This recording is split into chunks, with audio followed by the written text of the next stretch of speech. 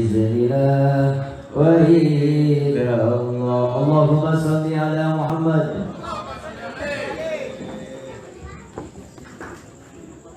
Assalamualaikum warahmatullahi ta'ala wabarakatuh.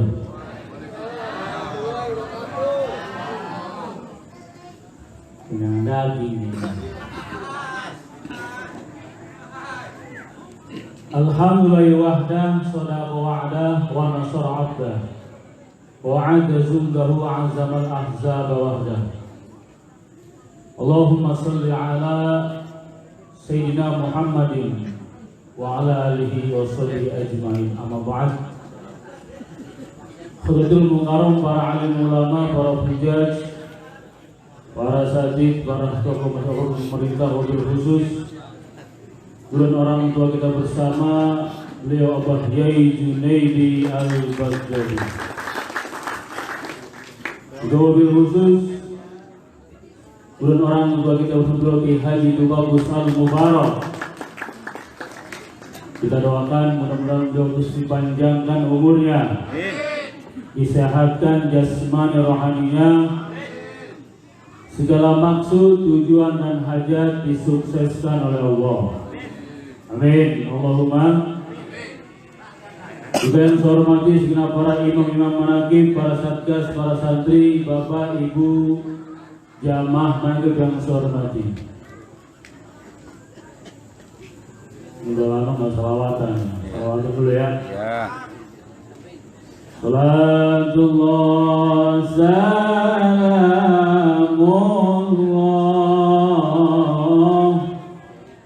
ala taha rasulillah.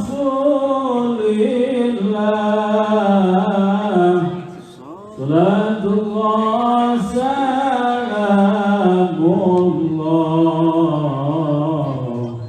ala yasin habibillah.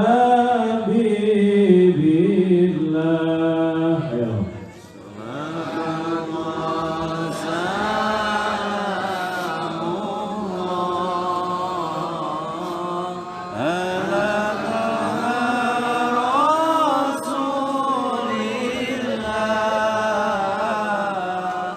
Salatullah salamullah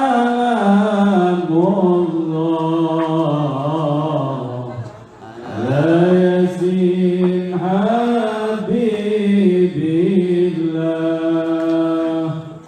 Wahai kau para jamaah, tetaplah kau istiqamah, walau hidup sedang susah, tak pernah tinggal ibadah bil barakah wal karamah Jabrul waliullah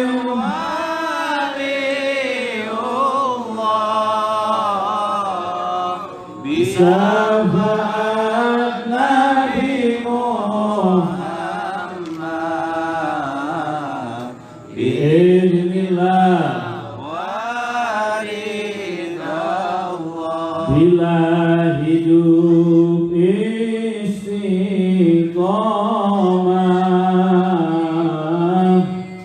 maka Allah menjaminnya,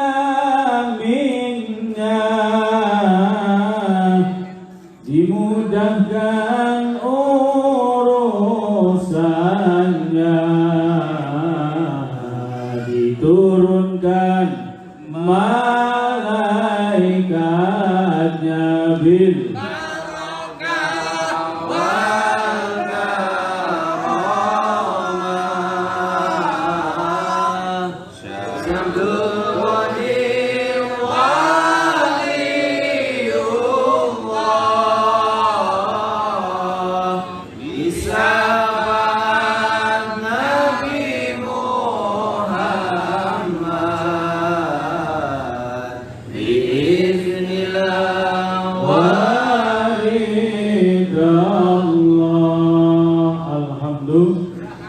Alhamdulillah. Puji syukur Allah yang alhamdulillah detik malam hari ini kita masih diberikan sehat walafiat. Sehingga bisa berkumpul, bermujahadah, terus bisa istiqomah untuk selalu takarrub ibadah hanya kepada Allah. Salawat beriring salam semoga tetap kita haturkan pada junjungan Nabi akhir zaman beliau Nabi Muhammad Sallallahu Alaihi Wasallam. Bapak, Ibu hadirin jamaah menagib yang saya hormati, tadi sudah dibahas oleh Ustaz Amril Dharma bahwa yang namanya di hari ini hari Idul Adha.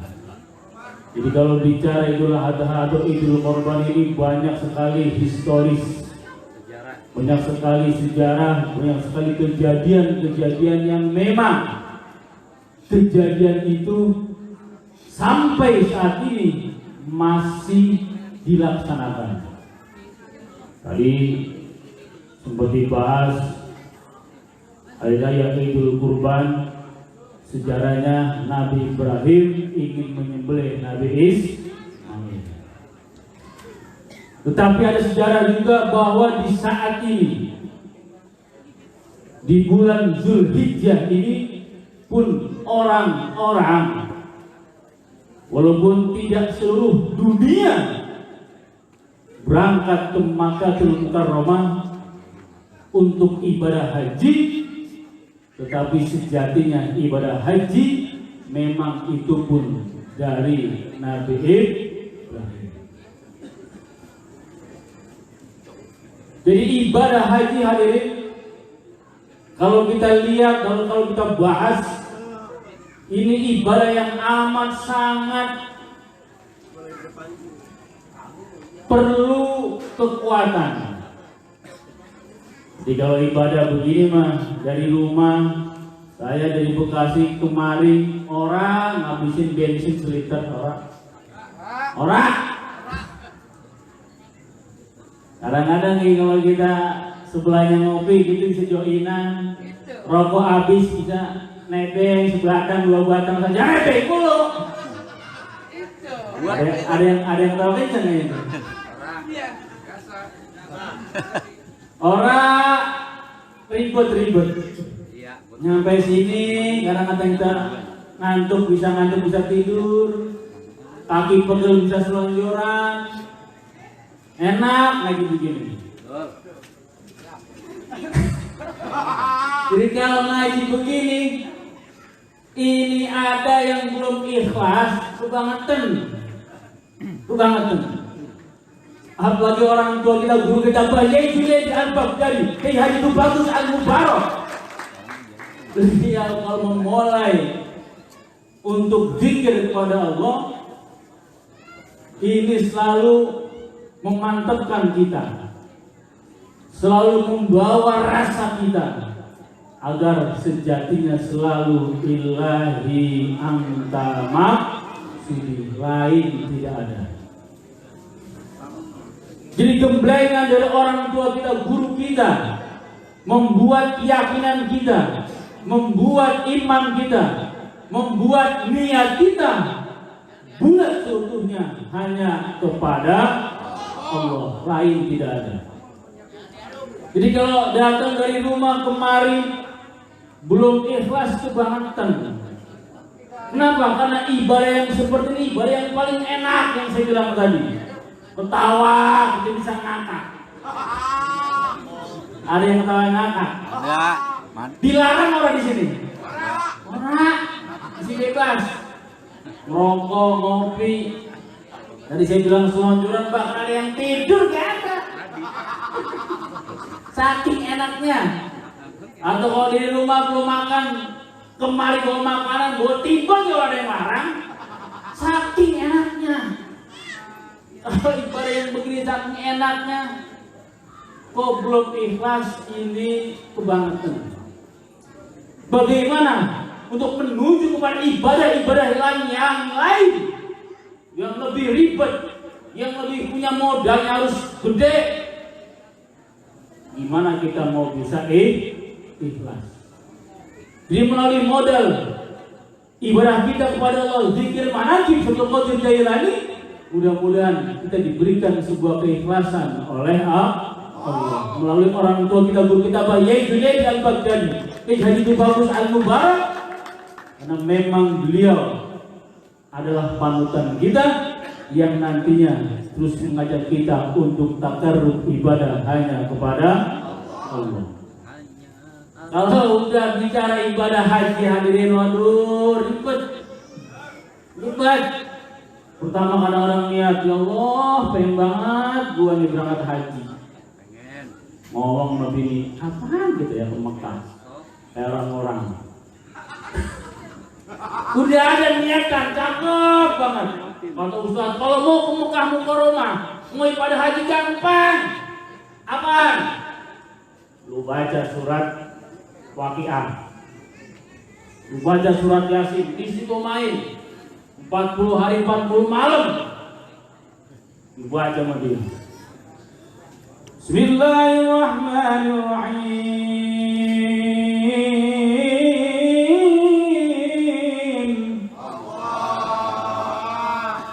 Idza waqa'atil waqi'ah laysa liwaqa'atiha kadhibah khafidatur rafi'ah. Idza rujjatil ardu rajjan wa bussatil jibalu bassa. Sampai 40 hari 40 malam orang ngasih orang berangkat. Ngomong abisnya lah, kita salah apaan ya? Kenapa? Kayak kita baca waktu udah 40 hari 40 malam ini, kok belum tembus-tembus juga? Waduh, tahu nih kenapa nih. Akhirnya, udahlah, kalau kita punya kepengen berangkat haji itulah, jangan kita lagi tuh baca Waqiah, baca apa namanya Yasin, baca surat tanah. Akhirnya pojokan dijual, kanan kiri dijual. Udahlah mulai daftar haji. Setelah udah mulai daftar haji hadirin, udah mulai dah. Tahun depan saya, istri, mudah-mudahan berangkat haji. Mulai dah ngomong door to door sama tetangga. Kalau niatan hatinya belum lulus mantep lillah rasul di rasul, maka jadi akhirnya hatinya jadi pamer. Ini ibadah yang amat sangat ribet, ibadah haji hadirin. Belum lagi sudah ngomong, sudah nanti niatan tahun depan berangkat haji. Setelah nanti pas hari hanya mulai ada acara syukuran walimatus safar, diundang yang namanya keluarga, tetangga kanan kiri diundang semua. Yang berangkat 2 orang, 1 orang, yang ngantrin berapa mobil? Hah? 20 mobil. Ada CRT mah. Nah ini kalau belum hatinya lurus, maka yang terjadi hartanya akan sia-sia. Kenapa? Karena niatnya belum mantep, madep, nentep hanya kepada Allah. Ini baru di Indonesia, belum sampai nanti ke Mekkatul Mukarramah. Kalau orang sudah sampai ke Mekkatul Mukarramah hadirin, mohon maaf. Ini ada kisah. Ada orang berangkat, orang kampung berangkat haji. Sampai sana lihat pemandangan bukit, pemandangan Mekkatul Mukarramah, pemandangan berbagai macam orang-orangnya dilihatin satu persatu. Akhirnya nggak lama dia nangis. Ngapa nangis? Kata ustaznya. Ternyata tata bini saya paling jelek. Lah, lu bener. Bini saya paling jelek kan? Lihat orang di muka buset, hidungnya mancung,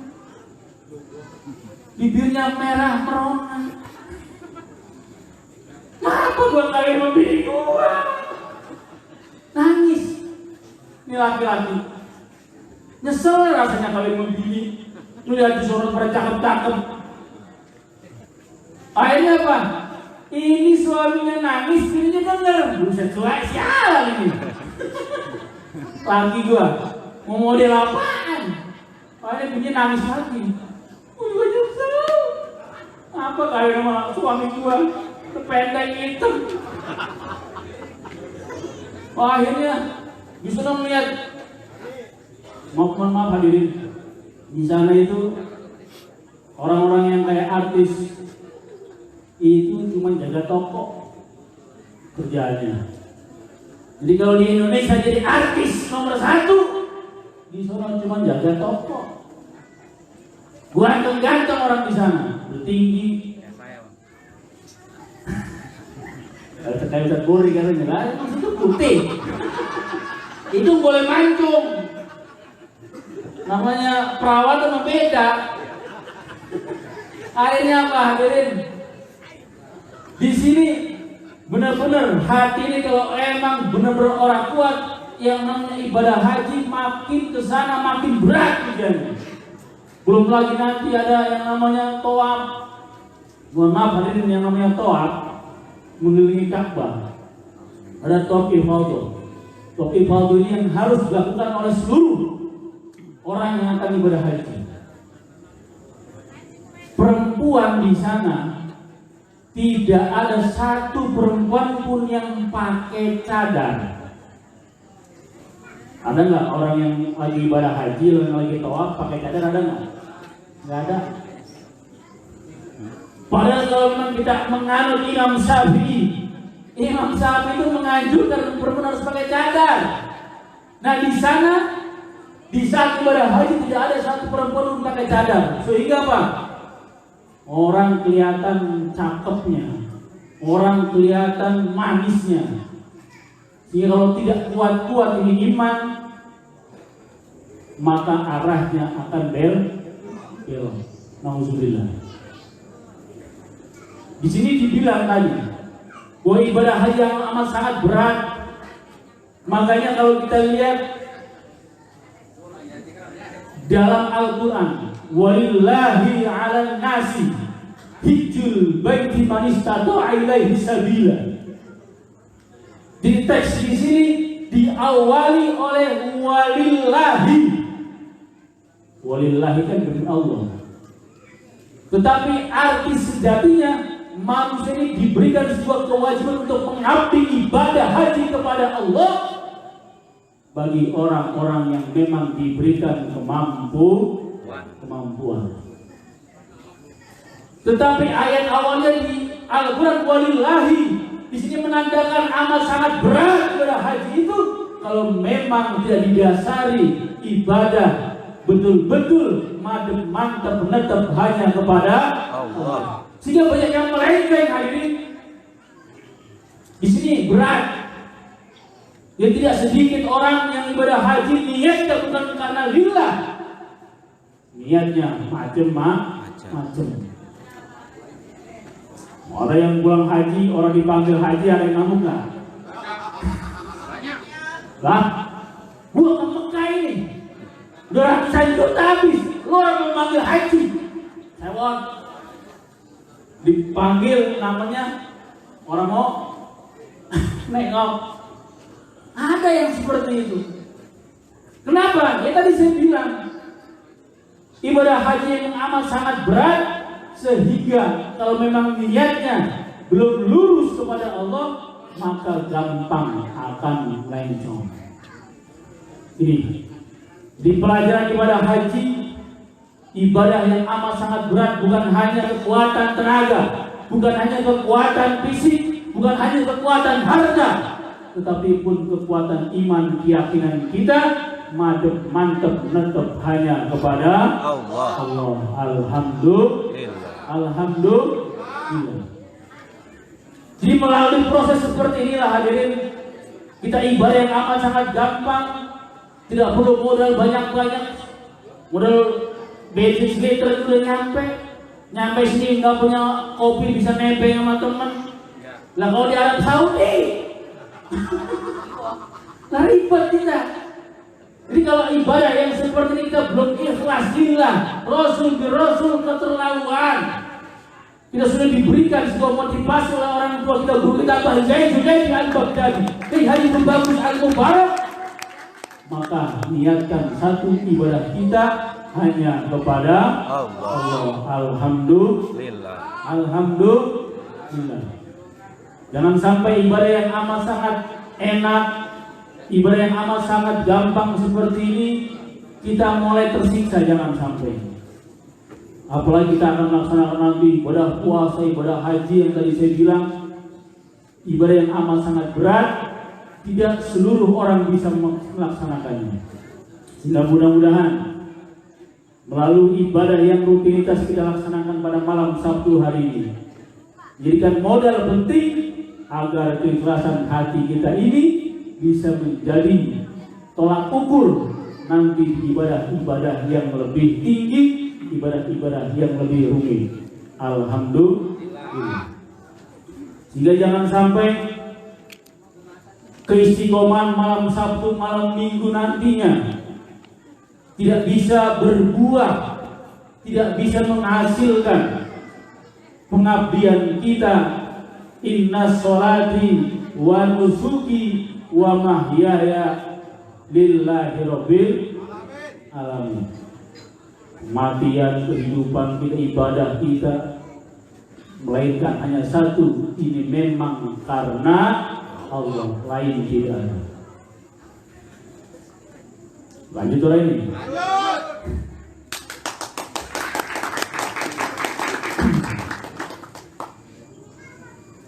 Sehingga kalau kita sudah mempunyai modal dari orang tua kita, dari guru kita, menjalani ibadah rutinitas dengan keikhlasan, dengan kesenangan, dengan enjoy, dengan enak, dengan relax, tidak tidak perlu kita harus diintimidasi, tidak lagi harus nanti kamu akan masuk surga. Guru kita kira-kira pernah janjiin surga apa orang? Pak, Bu, guru kita pernah janjiin surga apa orang? Orang pernah. Beliau cuma hanya bilang kalau engkau memang cocok kepadaku, maka silakan kau ikut. Tetapi jangan sampai ibadah kita ini ngikut ulama yang orang cocok, udah itu pesannya gampang. Tidak dibahas lagi surga neraka, tidak. Kalaupun kita masuk surga hari ini sedikit saya bahas nih. Kalau kita masuk surga kita mau ngapain?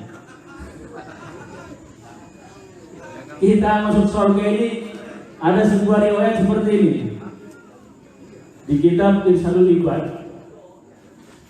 Jadi ada 4 perkara. Ada berapa? Ada 4 perkara. Khairun minal jannah. Jadi di dalam surga ada 4 perkara, yang 4 perkara ini lebih baik daripada surga itu sendiri. Udah tahu belum? Jadi ada 4 perkara, yang 4 perkara di dalam surga ini justru lebih baik daripada surga itu sendiri. Mau dibahas nggak nih? Yang pertama al-khulud. Apa? Al-khulud. Apa itu al-khulud? Al-khulud itu kekekalan di sana. Orang kalau masuk surga, dia ini kalau kekal kan enak. Beda sama orang yang sudah melihat surga, enak banget. Ini benar-benar kenikmatan yang tidak ada duanya, tidak ada taranya. Dilihat amat sangat indah, belum pernah dilihat di dunia ini. Mata, jangankan mata, hati kita tersirat. Kenikmatan surga pun belum ada. Kenapa? Saking enaknya di surga. surga. Tetapi kalau orang masuk surga cuma semenit, cuma sehari 2 hari, enak orang? Orang. Kenikmatan surga yang lebih baik daripada surga itu sendiri adalah al-khulud, yaitu kekal di sana. Orang masuk surga sehari, ya, begitu ke neraka. Ya Allah, udah ngeliat surga enak banget, tidur sama bidadari, kumpul sama anak bini, kumpul dengan para kekasih aulia-aulianya Allah. Sehari dilempar ke neraka, udah gak enak. Itu yang pertama, al-khulud. Yang kedua apa? Khidmatul malaikat. Jadi yang kedua ini, kita di sana dilayani oleh malaikat. Kita di dalam surga, luasnya tidak terkira oleh kita. Kenikmatan apapun ada di sana. Kalau kita minta A, datang A, minta B, datang B. Kalau ujung-ujung kita di sana dewek-dewekan, melayani ngambil sendiri, pun kurang enak. Jadi kalau bayangkan kalau kita ada di rumah yang amat sangat mewah, apapun ada, tetapi kalau kita mau bikin kopi, bikin dewek, bikin susu, bikin dewek, makan, ngeliwat dewek, masak dewek, kurang enak. Tetapi di sana ada khidmatul malaikat, malaikat melayani kita. Ini yang lebih baik daripada surga itu sendiri. Yang ketiga adalah jiwarul anbiya. Kita ini punya tetangga yang baik, yaitu para anbiya, para aulia, wabil khusus baginda Nabi Muhammad Sallallahu Alaihi Wasallam. Kalau kita di dunia kumpul dengan orang-orang baik kan enak juga.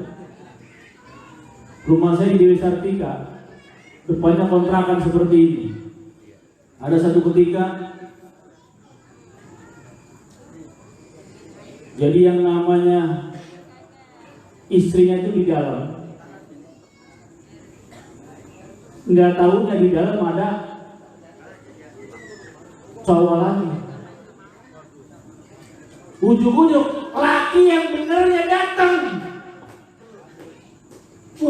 Mungkin tampun. Yang namanya kontrakan di teriak-teriakin, buka lu. Lagi ini jadi tetangganya ribet hari ini, ngeri. Mau nolongin gimana? Ini cuma apa? Cuma manggil yang punya kontrakan. Ini kalau kita kumpul kepada orang-orang yang baik, maka enak tepat. Tetapi kalau kita tetangga dengan orang-orang yang rusak, kita belum bisa mengambil pelajarannya. Ribet. Lanjut. Sedikit lagi. Jadi yang ketiga, jiwarul anbiya. Bertetangga dengan orang-orang baik, bertetangga dengan orang-orang solih, para anbiya, para aulia Allah ini kita enak hadirin. Diberikan sebuah wejangan, diberikan sebuah mau'idhah, diberikan sebuah pengetahuan. Dan yang terakhir, yang keempat adalah ridallah, mendapatkan ridhonya Allah. Ini yang paling maksimal. Jadi 4 perkara yang ada di dalam surga lebih baik daripada surga itu yang tadi saya bilang. Al-khulud, kekekalan. Yang kedua, jiwarul anbiya, punya tetangga orang-orang baik. Yang ketiga, khidmatul malaikat, kita dilayani oleh malaikat-malaikatnya Allah di sana. Dan yang keempat adalah mendapatkan ridhonya Allah. Alhamdulillah. Semoga yang kumpul di sini dalam rangka terus-menerus agar sejatinya kita ini terus bisa beriman, keyakinan hanya kepada Allah, dan terus bisa ikhlas, dan kita nanti bisa kumpul bareng-bareng pada ulama-ulama kita, lebih khusus orang tua kita, guru kita, bagian dunia di Al-Baghdadi di hari bagus al-mubarak. Al-Fatihah. Bismillahirrahmanirrahim. Alhamdulillahirabbil alamin, arrahmanirrahim, maliki